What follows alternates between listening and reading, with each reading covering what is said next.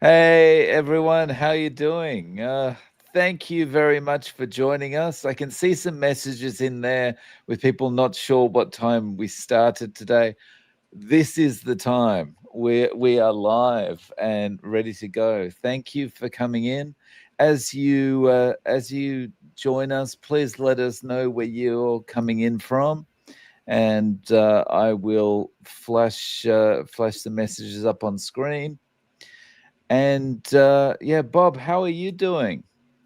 I'm doing pretty good. I mean, I'm tired of second summer already because we had some really nice cool weather a couple of weeks ago, and then it's been in the high 80s, low 90s for the last week and a half. So I went out and cut my grass yesterday in 90 plus degree heat just because it had to be done because it rained hard last night, and if I didn't get it cut yesterday in the heat, I'd be out there trying to saw through wet grass in a couple of days. Right. So it's pretty unstable. It's pretty unstable here too, you know. It's been like so hot for the last 2 weeks, and now it's suddenly gone, oh, I'm going to cool down. But the thing will be like in a couple of days, it's going to go back up. It's going to be humid. It's going to be terrible. Um, I'm going to be happy when autumn is properly here. Yeah, you and me both. I'm not so worried about the temperature. My big thing is the first frost. It kills off all the mosquitoes and the flies. Yeah, I won't be sad to see the back of those either. I've got maybe I've mentioned this before, but I've got little fruit flies that buzz around in here sometimes during summer, and they're wasting their time in here. There's no fruit, but yeah, I was doing an interview one day. One of them buzzed around and flew up my nose as I was talking. So, like the guest is talking about something and I'm slapping my face while they're talking. So yeah, I'll be happy when the coolness comes through and they die out. Yes, yes, indeed. Yeah. Um, so for everyone joining us, thank you for coming in. If you've got any questions for us or anything you'd like us to discuss, please put a Q in front of it and let us know what you want us to talk about, and we will get to it. But yeah, so have you've eaten today? You're all done? No, I haven't eaten yet today. Oh, I okay. may or may not. I've got yesterday I cooked because I just bought a bunch of groceries from Walmart, and I had a big tray of chicken breasts that I got on sale. Mm. They were like $1.69 a pound, and they came in like a 3.5, 4 pound tray. So I baked all those up yesterday, ate a couple of them, and I may or may not get hungry today. If I do eat later on, I may even actually record it. What I like to do with leftover chicken breasts, because they tend to dry out a little bit, and chicken doesn't have quite as much fat as I would like. I cut it up into little bite-sized chunks and throw it in the cast iron with a stick of butter to heat it up and let the butter soak back into it. And then after it all gets hot and brown and crunchy, I pour whatever butter's left in the pan over top of it. Oh, nice, So nice. we'll see. I mean, I've been actually kind of busy today. I went out and because it was raining, I went out and chopped up some more weeds out of the backyard. Because I've got that big pile of sticks on my back Mm. porch that needs to be cleaned up. And I did some more online shopping, and I think tomorrow I'm going to go. I've decided on rather than spending the money on a sheet of plywood, I'm going to get a good solid piece of treated OSB, which is cheaper but should be almost as sturdy, and have it cut up into a couple of spots and actually start building my bed sometime later this week. The bed in my car. Mm. Yeah. Just on your talk about the chicken there, Bob. Melanated phenomenon. That is exactly why the fattier cuts of poultry and leave the leaner parts to those who like it. Yeah, the chicken breasts are not ideal, but when they're that cheap and you're on a budget, you kind of just have to do what you got to do. Okay, we've got a question for you, Bob, from Jeannie.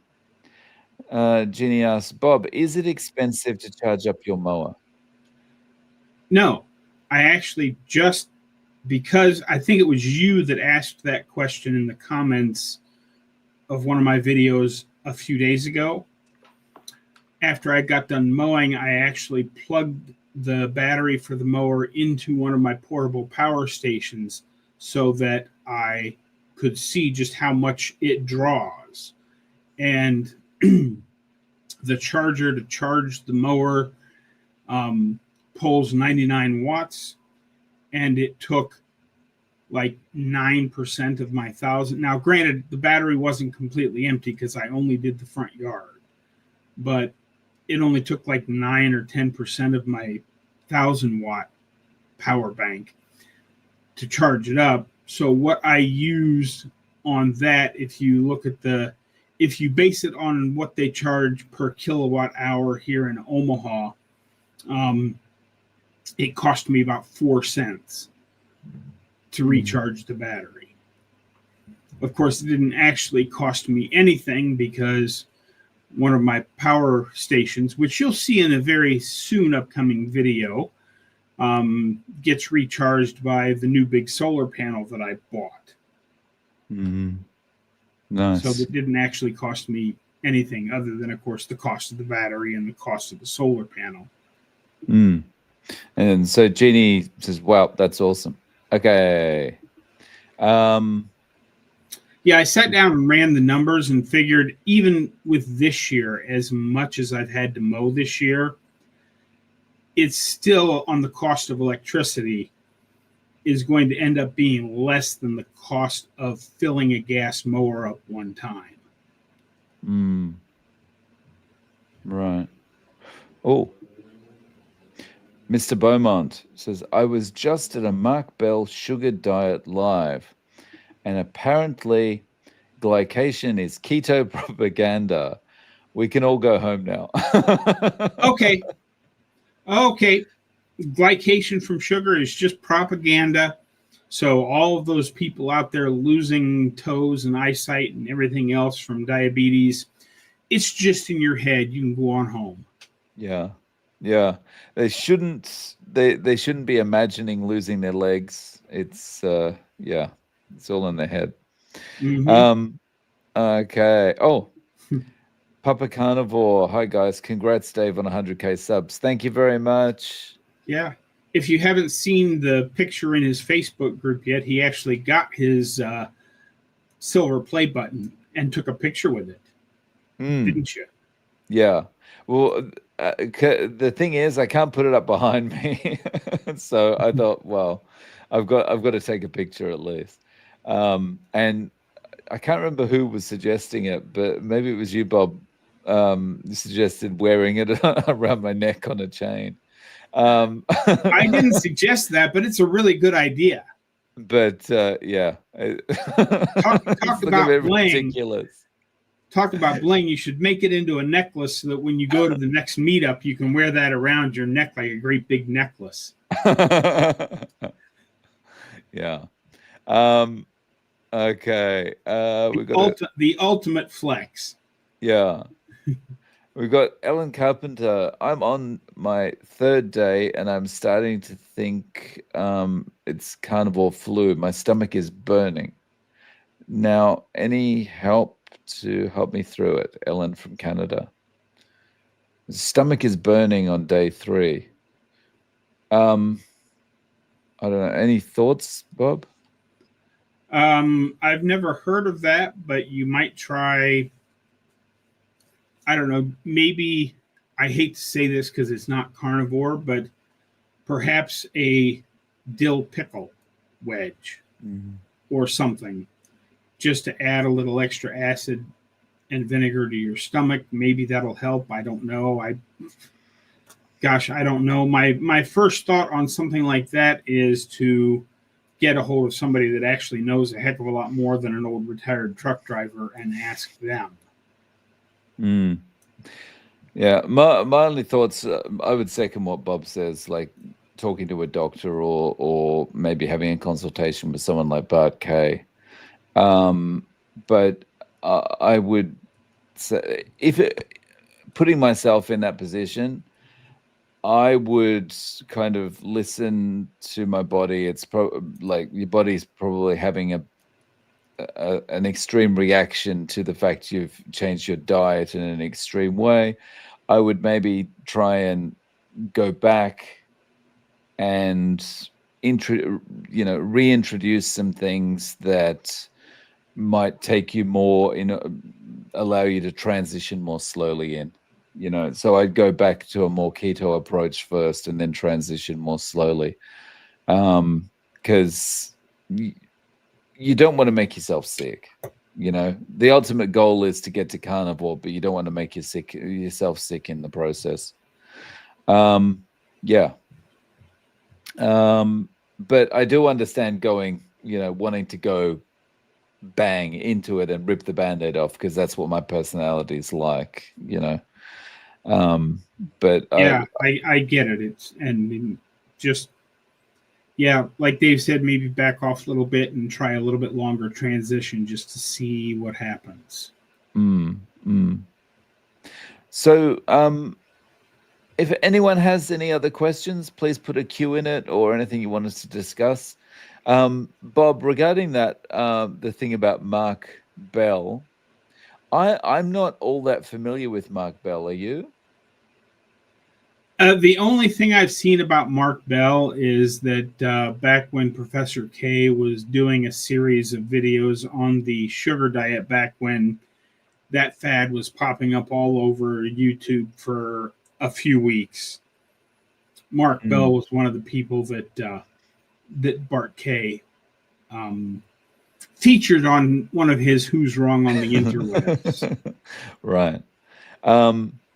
Yeah. So the thing for me about the more people come out and say, like, this is just propaganda, keto people or carnivore people, selling you lies just to get you to move over. It seems like a funny argument to me, because people like us would talk about carnivore or ketovore or keto. What do we have to gain by propagandizing people? It's not like go carnivore, buy my carnivore course, go carnivore, buy my steaks. Like, we've got nothing to sell. Yeah, I mean, what's the goal? Yeah, I mean, there are those people out there that have some things to sell. I mean, if we think about a certain doctor who's actually a chiropractor no, he was a psychiatrist and was teamed up with a guy that liked to eat a lot of liver, even though he was actually on steroids. They have a supplement to sell you, and there are a few of them out there that have things to sell you. I've got something to sell you. I sell Cerule products, but it's not required. Basically what we have to sell you, we give away for free every day. Eat meat, add salt, drink water. It's just that simple. Right. But I think they're coming after us again, because I was actually reading a little article from a doctor who was saying that he is actually the manager of and we're starting to have an impact, because he has a medical group of about 1,000 doctors scattered across the country that he works with. And 5 years ago, nobody questioned anything, really. They came in, they got their refills, they went home. But now he's saying that more than half of the patients are coming in asking about root cause, alternative medicine, dietary changes, that kind of stuff that wasn't happening 5 years ago. So we are making a difference, and big food is starting to feel the pinch, as well as big pharma. Mm. Yeah, I think I saw a post reporting that on X. Yeah, it's good that we're having an impact. It really is. So we've got a question here from Mr. Beaumont. In that vein of calling things propaganda, where do you stand on the sugar lobbyists telling everyone that sweeteners cause or at least exacerbate cancer and not glucose? They're lying. I mean, it's very simple. If you look at how cancer is detected in the human body, they do a thing called a PET scan, which basically they inject you with a radioactive sugar. And because cancers are known to love sugar, they absorb all that radioactive sugar. Then when they scan you, tumors and things will light up like a Christmas tree on the PET scan. So the sugar lobby can say whatever they want, but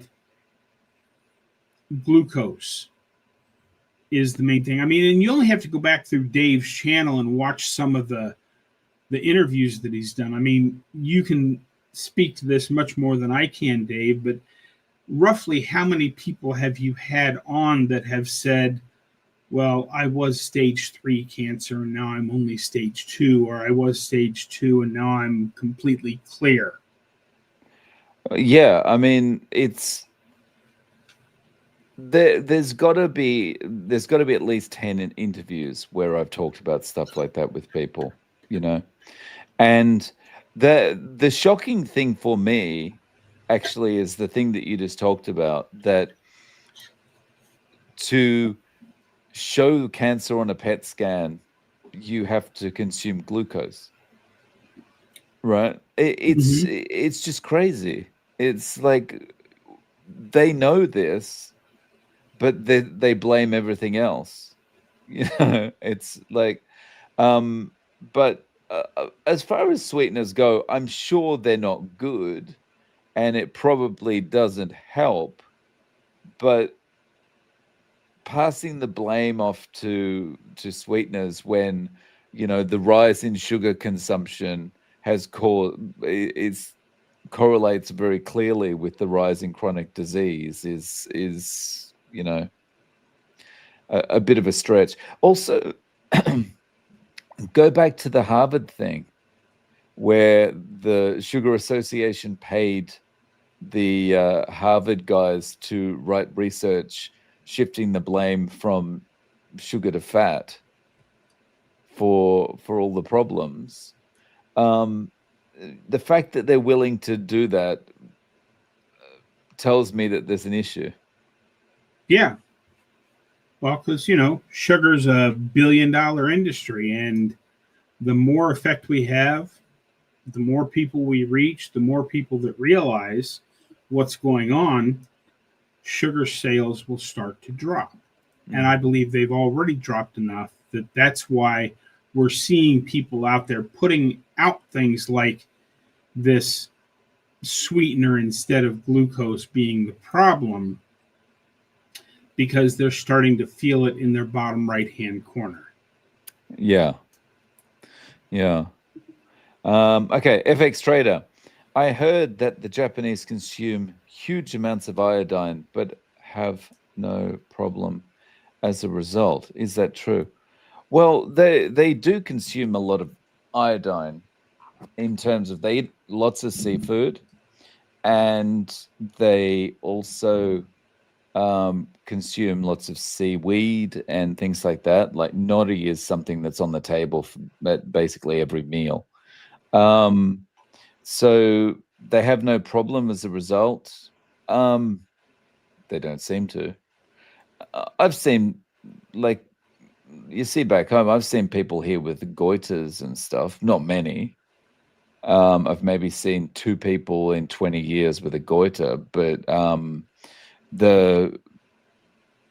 they don't have a problem, I guess. So yeah, it's all good. And from what I've read from experts or heard on people in more expert positions than myself, like doctors and researchers talking about it, the closer you are to the sea and the more likely you are to be eating seafood and those kind of iodine containing products, the better you're going to do as far as thyroid and so forth. Yeah. Do you have any thoughts about? Yeah, well, because iodine is a mineral, very much like salt and potassium and everything else.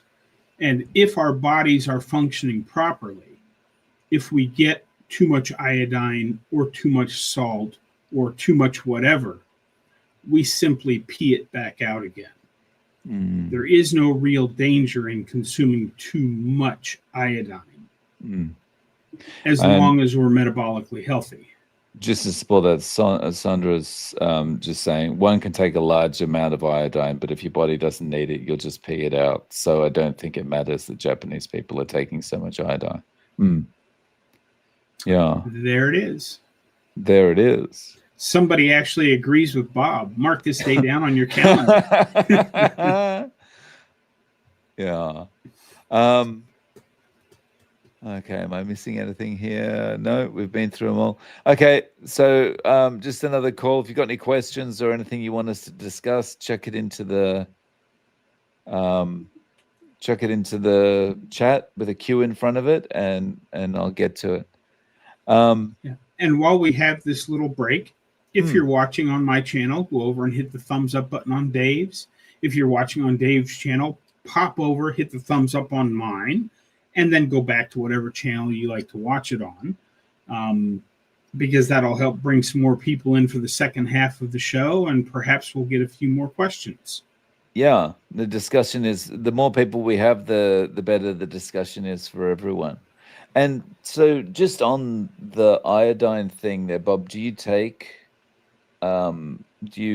iodine daily, or do you eat enough seafood? Yeah, I don't take it daily, but about 2 or 3 times a week, if I remember.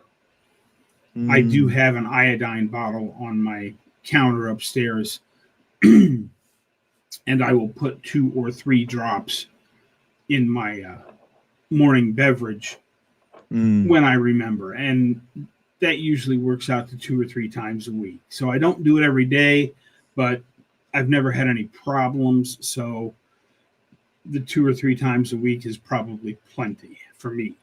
Yeah, I'm doing the same. I've got it sitting next to my computer so that I don't forget, because unless it's in my line of vision, doesn't happen. Yeah. Okay, Papa Carnivore. Dave, when are we going to do a Papa Carnivore update interview? We should do one very soon. Let me send you an email after the call. I'm just writing it down now so I don't forget. Okay. I'll shoot you an email after we finish, and let's tee up a time. Cheers.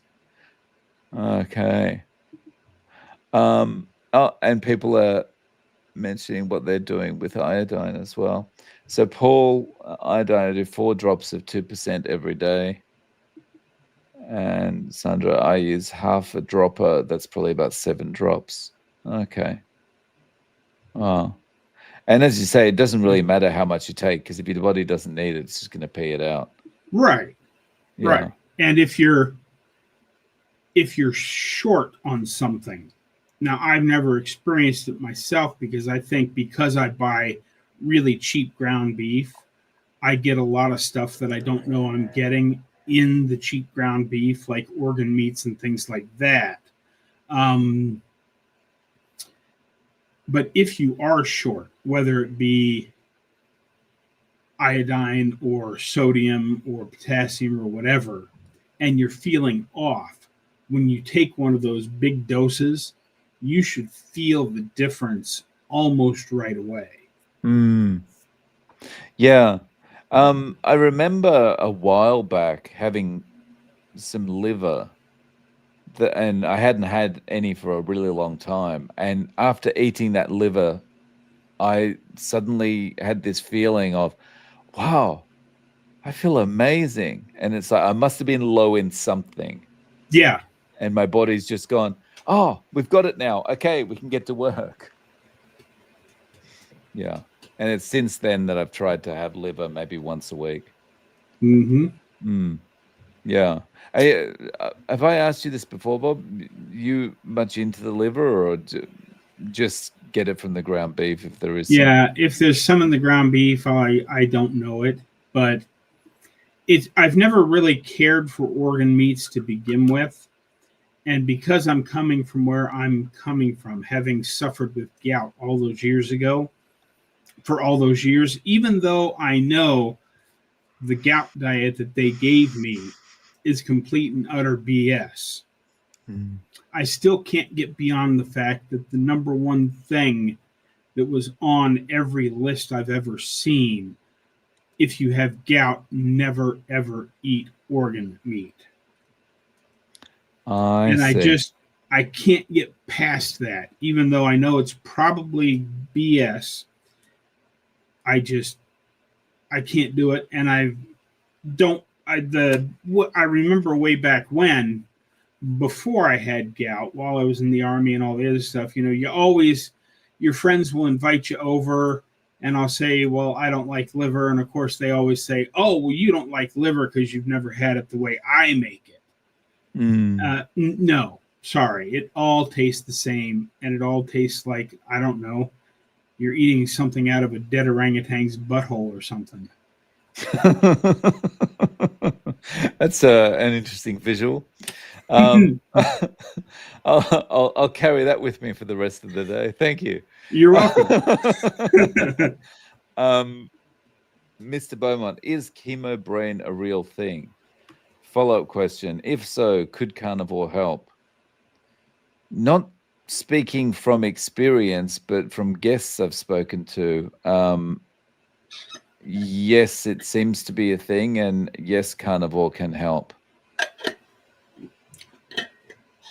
Any thoughts on that, Bob? Yeah, I don't really know what chemo brain is, but I'm of the opinion that because carnivore is a species appropriate, species specific diet, while it may not help with certain things, it certainly won't hurt. But it should help with everything in general because your overall health gets better on carnivore. FX Trader, my vision improved on carnivore. Did anybody have the same experience? Lots of people have had experience with their vision getting better. I've spoken to a gentleman who is legally blind that has started to have vision improvements. I spoke to someone 2 days ago, and she had a small stroke at the back of one of her eyes and lost the vision in the center of her eye. And her vision's coming back since doing carnivore. So yeah, there's a lot of stories. Yeah, how my vision feels better, but I think part of the vision improvements that I've had is because I wasn't sleeping so well before carnivore. So because when I was really, really tired, I would get kind of blurry vision. And I don't get that anymore. And I think, yeah, it's more to do with the sleep than anything else. But how about you, Bob? Yeah, it's really hard for me to say because prior to carnivore, I because I've always been a not wealthy person, I when it was time for new glasses, I would go to the Walmart optometrist, and I have no idea how good a Walmart optometrist is, but about 3.5 months after starting carnivore when I went down to North Carolina that first year. The glasses I'm wearing now, which are now old and should probably be replaced, but I went to the eye doctor who was also the pianist for the church I attended down there.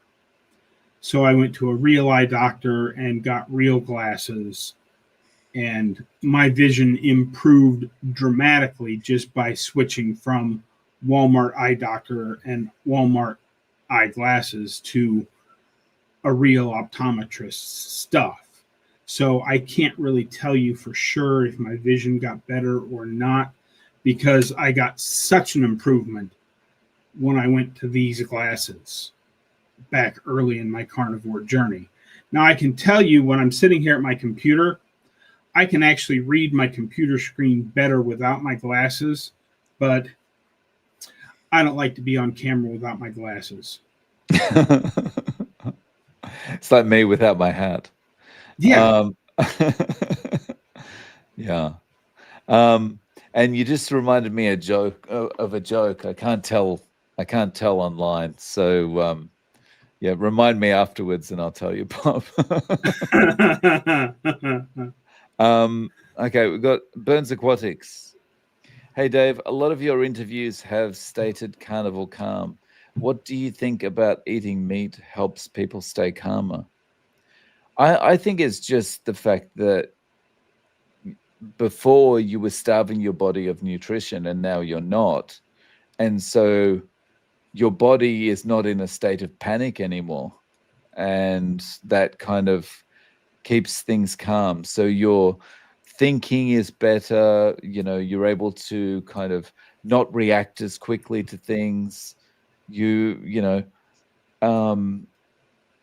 And someone I spoke to yesterday talked about how before, if someone asked him a question, he would react very quickly with an answer. And now, because of this carnivore calm, he's in a much better place to, someone will say something to him and he thinks of that answer and he goes, oh, I shouldn't say that because that might upset the person if I say it. So he's able to kind of actually evaluate what he's saying. So he's calmed down so much, he can actually process things before it comes out. But yeah, I think it's just nutrition. What are your thoughts, Bob? Yeah, well, not to steal Papa Carnivore's thunder, I'll just let you scroll down about 4 comments and put his big thing up there, because he talks about his ADHD and his depression and his anxiety and all of the brain fog and stuff. And now that you're off psych meds, because there are a lot of people that may or may not have needed psych meds for any one of those conditions prior to starting carnivore. But now that they're on carnivore, like with me, I didn't realize how foggy my brain was as I slid further and further into bad health. But once I dug myself out of that hole after about 6 months of carnivore, looking back on where I came from, I can tell you that I had a lot of brain fog. And well, you can read Papa Carnivore's answer for yourself there. Yeah. So, yeah, I used to suffer with bipolar depression, anxiety, and ADHD. Also had brain fog. I've been off all my psych meds for 2 years and have a super calm mind. Yeah, that's awesome. And something you just mentioned there, Bob, as well about the brain fog, and you don't realize you have it until you don't have it anymore. Mm-hmm. That's one of the things, one of the major benefits that I think carnivore has brought to me is making my body sensitive to things that are bad for me. Because you don't realize you've got the brain fog, but also you don't realize all these other things that are bad for you or how bad you're feeling about things until you take everything away. And then you realize, oh, if I eat that thing, I feel bad. Or if I do that, I feel bad. But you never knew that before because you were just feeling so overall bad. Yeah, well, and I've talked about this quite a bit on my channel. I didn't realize it at the time, but from the time of my heart surgery until I switched to carnivore, I didn't realize it, but what I was really doing was just being surprised every morning when I woke up and basically just marking the days until I passed away. Mm. I didn't realize I was doing that at the time, but now that I can look back on it, I really was back before carnivore just sitting around the house waiting to die. And now I'm not. Right. Yeah. Oh, sorry, I just turned my light back on. Um, okay. Jesus, is everyone here 100% carnivore, or do you meal cheat a little with keto meals? I'm 100% carnivore myself. I can't cheat because it sends me into a spiral of, eating everything, and before I know it, I'm lying under a box of donuts. How about you, Bob? Yeah, I'm pretty much the same way. I try to stay 100% carnivore. Every once in a while, I'll get some cheese that isn't very good cheese, but it's cheese. So technically, it's still carnivore and that kind of stuff. And I'll eat some pepperoni from time to time because I really like it. And technically, it's carnivore, but there is some carbs involved in eating pepperoni. But I can't cheat.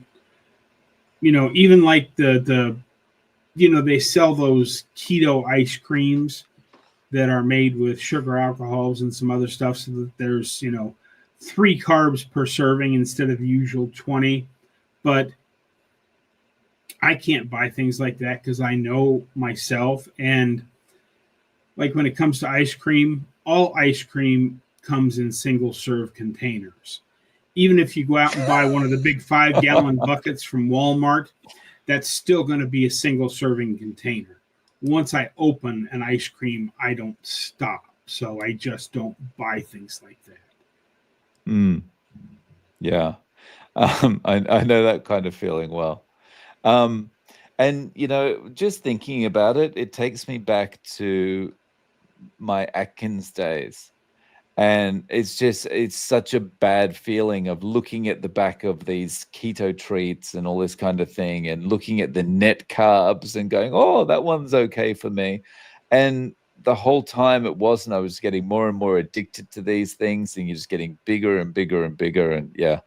So for me, yeah, it's easier to stay 100%. And everybody raised their hand if you bought a package of keto treats that were, chocolate or caramel or whatever the heck they were. And you thought, oh, well, yeah, I can have the occasional keto treat because look, there's only a couple of carbs in this thing. But then you buy the box and you eat one of them and go, man, that was really good. And it's only 1 carb, so I can have another one. And before you realize it, the entire box is gone in less than an hour. Yeah. So I remember ordering like a couple of boxes of these Atkins, I don't know, apple and yogurt bars or something like that. And that's exactly what happened. I had one, and then I went, oh, that was nice. And I walked away to do something. And then I was back in the cupboard like 2 minutes later going, well, I'm just going to have another one. Oh, and another one, and another one, and another one. And the boxes are just gone. It's very scary.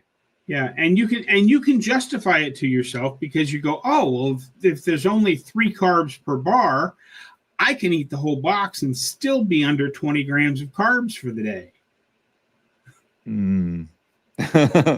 Right. We got a question here from Paul. Walmart opticians are okay. Their lenses and lens coatings are poor quality. I've filled a Walmart lens script in and out of Walmart. Big difference. The Walmart optics are low quality. Oh, okay. Mm-hmm. That was you were talking about the Walmart. Talking about my glasses. Yeah. Okay. And Jeannie says, I wish I knew about carnivore when I had deep depression years ago. Yeah, that on the topic of the carnivore carb and that kind of thing. Yeah. Yeah. It's when you look back on the kind of the suffering you put yourself through, and the mental suffering is the worst. It's just it's just phenomenal what we've put ourselves through that we didn't need to go through. Yeah. Yeah. This is an interesting question. Mr. Beaumont, do you believe rehabs should include carb restriction as well, as they have a terrible success rate? Could it improve it? I think this is a very good point, and I think that yes, they should, because in my experience, carb restriction increases self-control. What are your thoughts, Bob? Yeah. Well, sure. Because carbs or sugar is just another highly addictive drug. Just like, whether it's alcohol rehab, and that's the type of rehabs you're talking about, or any other type of rehab, like physical rehabs, like you hurt your shoulder and you're going to rehab for that, or whatever it is. If you include carb restriction in any of those things, it can only help, because look at how much everybody that Dave has talked to and I've talked to, and everybody that's listening right now, has improved their life through carb restriction. Yeah. I missed one here. Hang on, sorry. Okay. Hey, Thomas. Hey, Thomas. Looking forward to Tuesday. Yes. It's in my calendar for Tuesday, so I'm good to go. Where was this? Okay. Wesley, I did strict keto before carnivore, and it helped a ton with my failing memory and inability to focus and learn. Of course, the only direction to go from there was towards carnivore. Yeah, I mean, keto definitely helped me a lot with mental health, self-control, all that kind of thing as well, whenever I've done it before. That's why I kept going back to it too. But yeah, once you realize that carnivore will make you feel even better, it's kind of a no-brainer, right? Yeah, and it all comes down to what you feel is sustainable for yourself, because I have a friend who has a keto channel on YouTube who admits very openly that he feels so much better when he does carnivore, but he knows he's not able to stick to it. So he sticks to a very strict keto diet, knowing he could feel better, but because he knows himself and he knows he can sustain keto, he sticks with keto and feels not quite as good as he could, but good enough, because he knows he can stick with keto long term. Yeah. Okay. So kind of just giggling to myself here. I just saw one of the chats that came through. David Burns Aquatics. Dave and Bob, could you beat Dr. Gregor in an arm wrestling match? I bet many ribeyes on you. I don't think I could beat him. That guy's huge. Yeah, I mean, look at the size of that one pack. Yeah, I don't know. I would be more comfortable going into an arm wrestling contest with Dr. Gregor than with Sean Baker. Let's put it that way. I will second that, because, I'm pretty sure Dr. Baker could snap me in half without even working up a sweat. And let's just say I feel like I could probably do the same the other way to Dr. Gregor, and leave it at that. Okay. Randonneur. I've been keto a year and carnivore for about a month. For the last 4 months, my back and armpits itch. I'm wondering if there's something wrong, kidneys, liver, or is this what they call keto itch? Oh, I'm not sure about that one. I've never experienced this Mhm. kind of thing. How about you, Bob? The only thing I would think of is that because you've been keto for so long and now you've switched to carnivore, keto includes some veggies, and you may have been getting some oxalate to keep your oxalate levels steady. And now that you're not having any oxalates, that could be some form of oxalate dumping. I Mm. would suggest Sally Norton is her name. I don't remember the name of her book, but Toxic superfoods. there you go. Toxic Superfoods. Thank you, Dave. Read that or just do a YouTube search for Sally Norton and listen to the interviews that I know, because I know she's talked with Dr. Chafee, she's talked with Dr. Barry, and several others. And she goes into a lot about that because everybody is a little bit different with their oxalate dumping. Mm. And I'm not saying that that's what this is, but if I had to make a guess, it's probably that. And Mm. the one thing in there talking about um, kidney and liver, there is nothing in a carnivore diet that will harm your kidneys or your liver. Everybody I talk to, including myself, has gotten better liver function and better kidney function on a carnivore Mm. diet. Mm. And just to follow up on that, there's a few people saying that, yeah, their itching was from oxalate dumping as well. Yeah. Wow. Okay, we've had some good questions today. Any more? We've got about 15 minutes left, guys. We need 15 minutes worth of questions to keep us going. Yeah, we need it. We need something to talk about, or Dave's gonna sing. Yeah, and you don't want me singing. You know, you want that even less than seeing me lose to an arm wrestle to Dr. Gregor. Um, yeah. So, yeah, are you a singer, Bob? um, I sing in church and I sing in the shower, but I do not sing in front of other people. Right, right. Yeah. No, so, I'm one of these people that I don't sing because not only would I make other people's ears bleed, I also make my own ears bleed if I sing. So, yeah, it's not a good idea for anybody.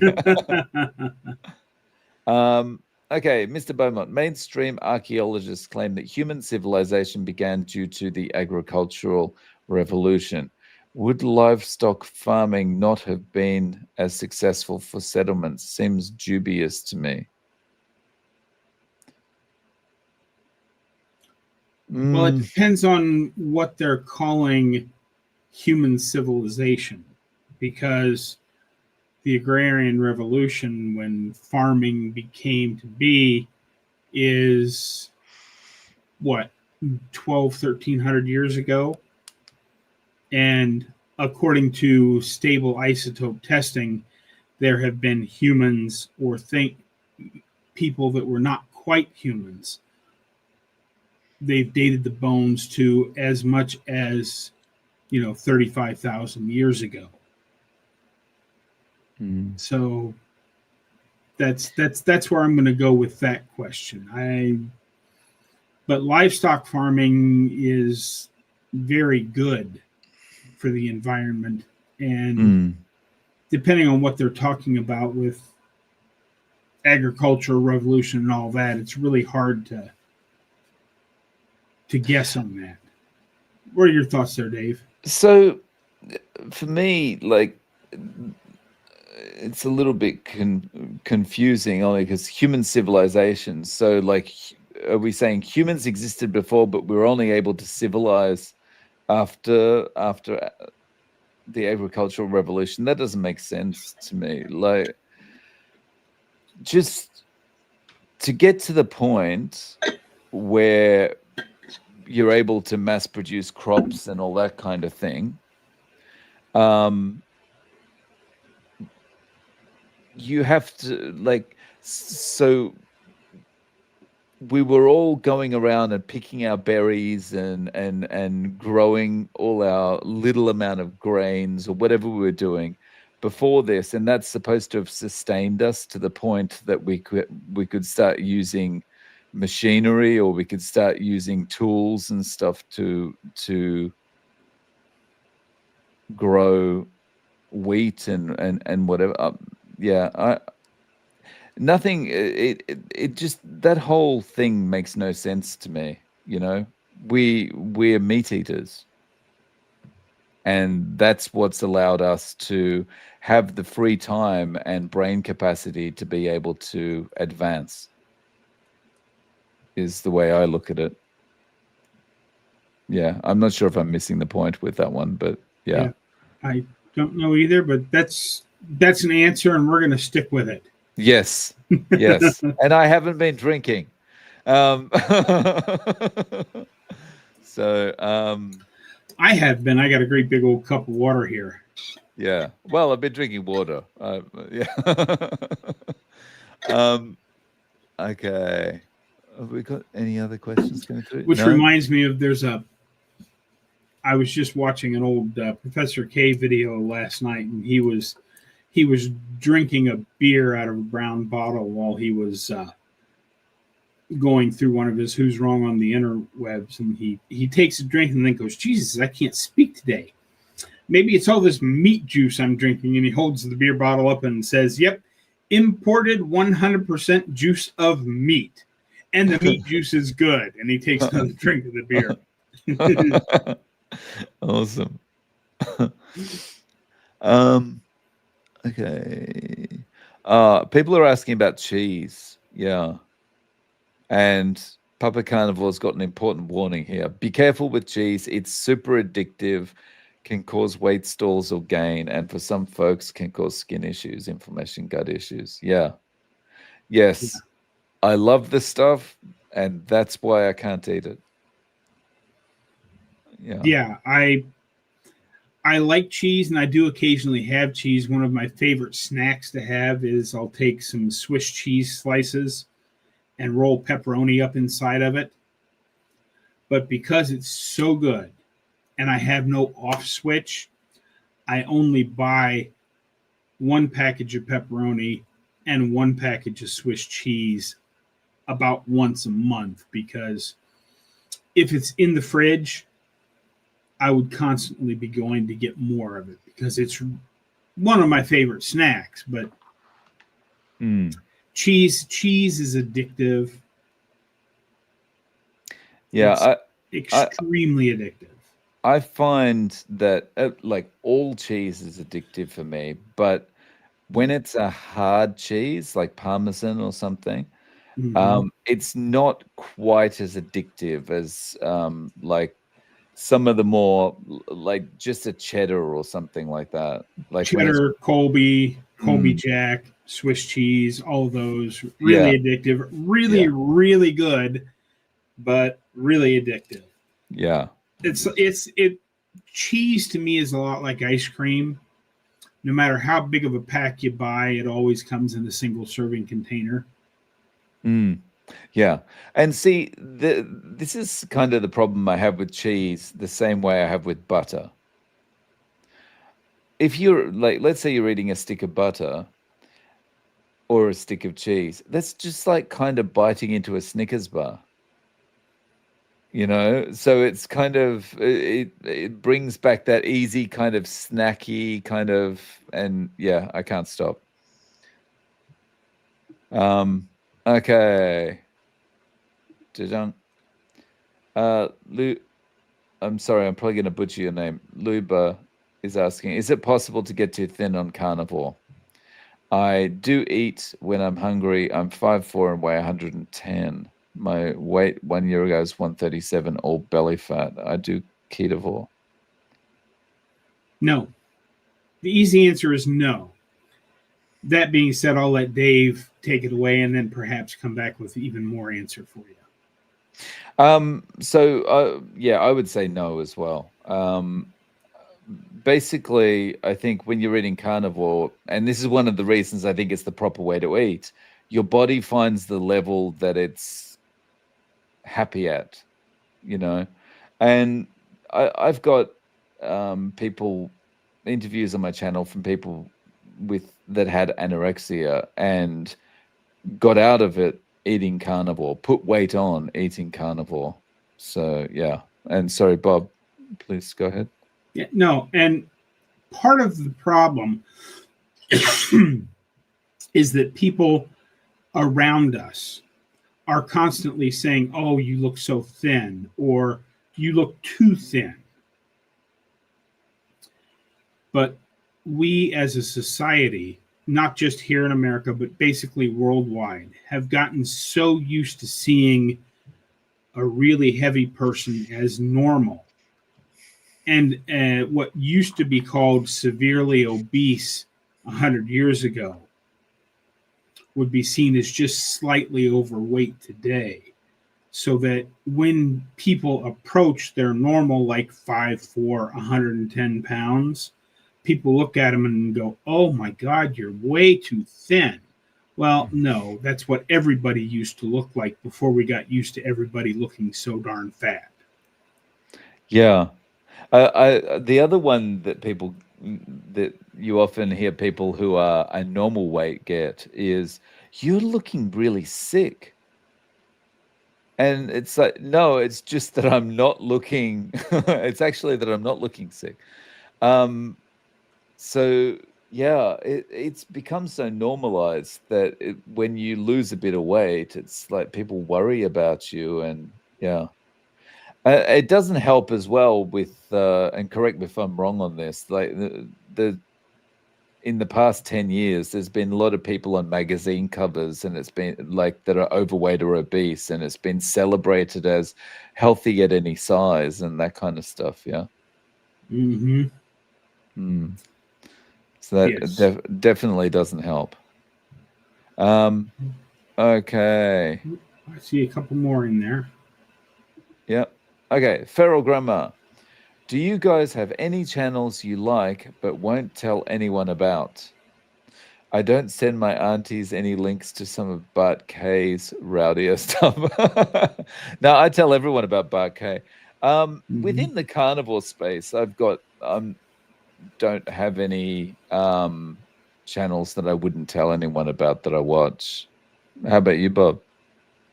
It's not a carnivore channel, but one of my favorite channels on YouTube. He's got several million followers. It's called Beard Meets Food. And he's a guy from the UK that does professional eating. And he goes around to all the restaurants with food challenges and smashes them. I live vicariously watching him eat. Oh, this week's video, he ate like a 5-foot long sub, and Uh-huh. he did it in like 13 minutes. Wow. Yeah. Oh, okay. All right. So, last question from Sandra. You know the misconception of having to be on statins for cholesterol. I believe it's the same for high blood pressure. Blood pressure used to be measured age plus 100. Have you heard of TMG for high BP? I haven't. Bob, do you know anything about this?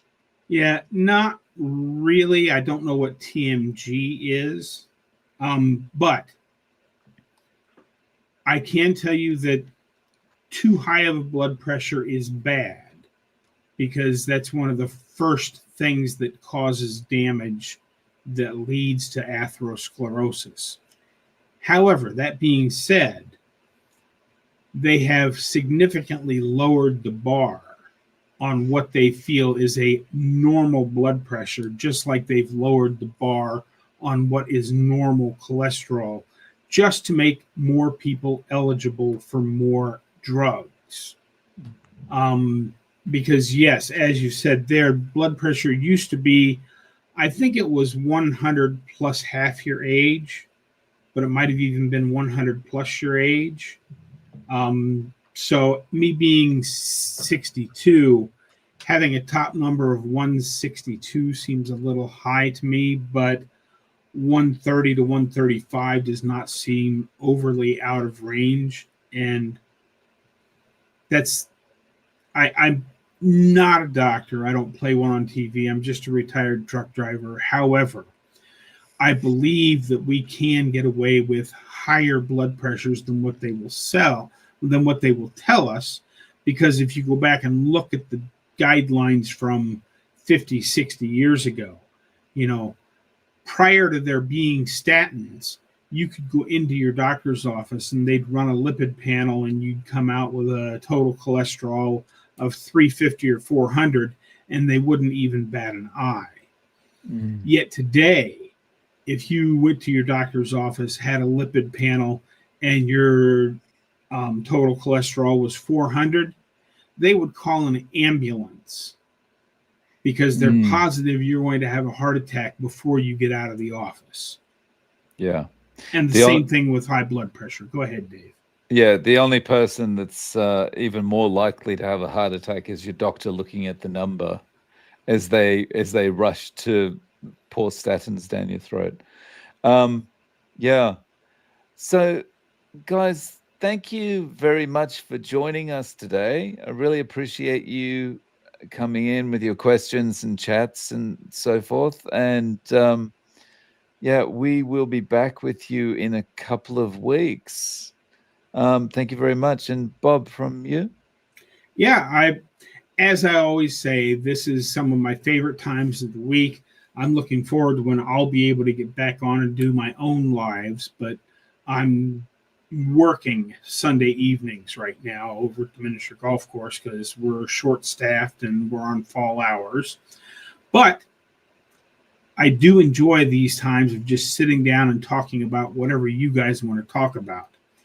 And always remember, get out there, be 1% better. Today, tomorrow, every day.